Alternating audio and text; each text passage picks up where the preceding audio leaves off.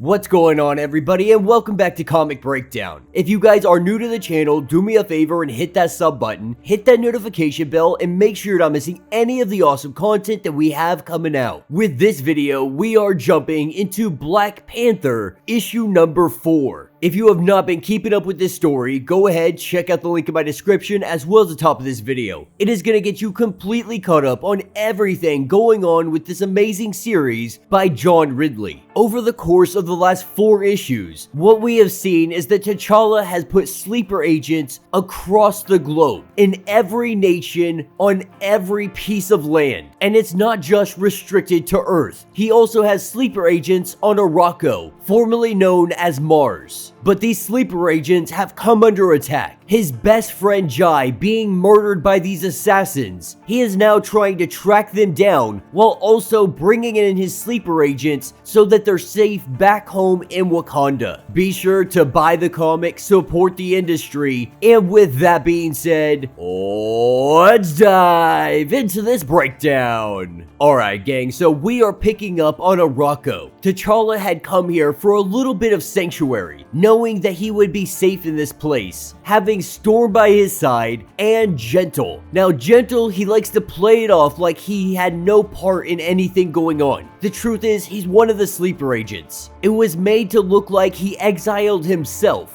And in doing this exile, he was more accepted by mutant kind. No one suspected that he would ever be a sleeper agent because of his hatred for all Wakanda. With Storm and T'Challa saying their goodbyes, Storm finds out that Gentle had gone and talked to Black Panther. Wanting to know everything that he said, she wants to be filled in on whatever is going on. Up to this point, nobody has known about the sleeper agent program. If someone is going to find out, that someone is going to be Storm. What she does with that information, that is still up for debate. Because while this may be his ex-wife and they've gone through a divorce, their relationship, it's not necessarily in a bad spot. So there is always the possibility that she keeps this information to herself, and we could very likely see Storm coming in to help with whoever is doing this. With Omalola and T'Challa making their exit, they depart heading back to Earth. Back home in Wakanda, in Shuri's lab, she is currently going over the martial arts style of our assassins. She is doing this in the hopes of finding out where this might be derived from. Every martial arts style is derived from something. You can trace it back to its very origins. And while this martial arts style, it definitely has evolved, it has an origin. With 97% certainty, this martial arts style, it is derived from Wakanda. Picking up with our Prime Minister and Achille. The two of them are having a conversation on what happens next for Wakanda. With T'Challa not being in the city, not being here to really be the mediator between this new democracy that is formed in Wakanda, we are seeing factions break out all over Wakanda. In these factions, it is looking more like people are trying to take over. They want their party, their side to win. And without the Black Panther here to help sort out these issues, conditions have only gotten worse. The question the Prime Minister now asked him, are you ready to do what is necessary? This is an attempt for her to gain his support. If she can have the commander of their secret police behind her, whatever coup that she tries next, it may be very well successful. But with him stepping out of the car, he receives a message about a power surge. There is a power cell in one of the laboratories that is about to overload. That laboratory just so happens to be Shuri's. Trying to patch through to her, trying to get to her in time, letting her know that she needed to get out of that laboratory as quick as possible. Looking up to the building, he sees nothing but wreckage and flame. Luckily, Shuri got the message in time, but after this attempt on her life, she knows that this was sabotage, that these power cells, they weren't just going to overload in her laboratory. Not only that, it was too coincidental for her to be researching these assassins, starting to track down where they came from, and then all of a sudden, her lab explodes. And so she gets in touch with Black Panther, letting him know the situation, letting him know that whoever did this, they are Wakandan. Knowing this because the fighting style they are using is of Wakandan origin. Not only that, they have synthetic vibranium, something that should not even be possible, something that only could be replicatable by someone who understands vibranium on a very, very molecular level. And so with her divulging all of this information, they have both come to the conclusion that it is somebody within their organization, someone within their government, not really sure of who that might be yet, but she does on a private channel show him something else. Something that we are not privy to, but something that he says that he is going to deal with.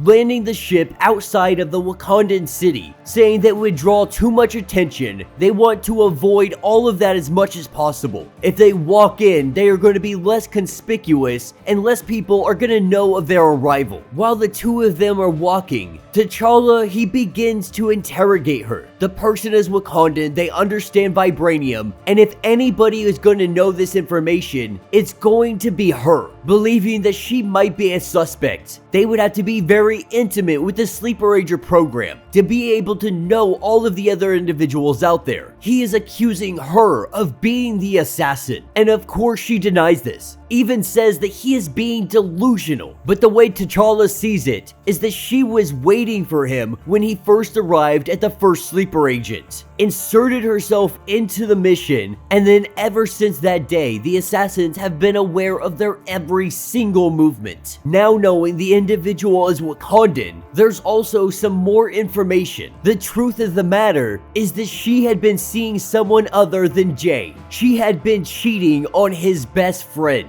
Yes, they were both sleeper agents. Yes, they were both kept apart from one another. She says that she did this because she was lonely, because there was no one ever around. She never actually got to see Jay, and so the problem was she was alone in this world and she found some comfort in somebody else. T'Challa seeing this as evidence that she was bitter about the program, about them being sleeper agents and having to be separated. And so with all of this evidence piling up, it really looks like she is just bitter. It looks like she is upset with the sleeper program. She has set all of this up so she can dismantle the program. With T'Challa hurling this accusation at her, she knocks him for a loop, punching him right on the chin and knocking him down to the ground. T'Challa getting to his feet and throwing his suit on. She throws hers on as well, and we see the fight begin. As each of them throw their blows, she is able to get the upper hand on Black Panther, knocking him down to the ground. She tells him that he needs to stay down or he is going to get killed. T'Challa letting her know that she's not that good. He gets back up on his feet, he goes at her, he is able to bring her down, and he has her down on her knees, with her life in his hands. She lets him know that if you are going to kill me, what I want you to do is look me in the eyes and know that I am not the one who betrayed you. With Shuri and the guards showing up, they tell Black Panther that he doesn't need to bloody his hands, that if she is going to make another move, they will very happily take her out. And that will be the end of this issue. So let me know what you guys think down in the comments. You know, I really have enjoyed this line. There's a lot of people that didn't like the idea of Wakanda having sleeper agents, so on and so forth, but I think it's a very realistic way to look at it. He put these sleeper agents in back after his father had been murdered, but he was also opening himself and Wakanda up to the world. And when you've been a nation that has lived in secrecy all of this time, you're opening yourself up to this whole wide world of attacks. And so for a young T'Challa coming into leadership, I believe it was a very viable and sensible option for them to do, just in case any of these governments ever truly overstepped. Now, with his association with the Avengers and the X-Men and everything else going on, I think it's time that he abandons the sleeper agent program, because he has other resources that doesn't really need some kind of secrecy or all of these lies. Currently believing that Omalola, she is responsible for everything going on. She swears to T'Challa that she is not responsible. While she may have been bitter, she may have been unhappy, she may have even been unfaithful to his best friend, she says that she has nothing to do with any of this. And honestly, I have to believe her. Why would she be sticking by his side, fighting by his side, everything we saw with her? It doesn't seem like she is the one responsible, but moreover, they want Black Panther to think that she is responsible. While they are working in the shadows, working behind his back, him thinking that he's already got his assassin in cuffs. This is the perfect ploy. This is their opportunity to make their coup and do their damage. But yeah, let me know your thoughts, let me know your theories. If you would like to contribute or donate to the channel, you can hit the super thanks button. That button will let you donate directly to the channel and it helps us out drastically. If you can't do that, be sure to hit the sub button, hit that notification bell, like this video, and until the next breakdown.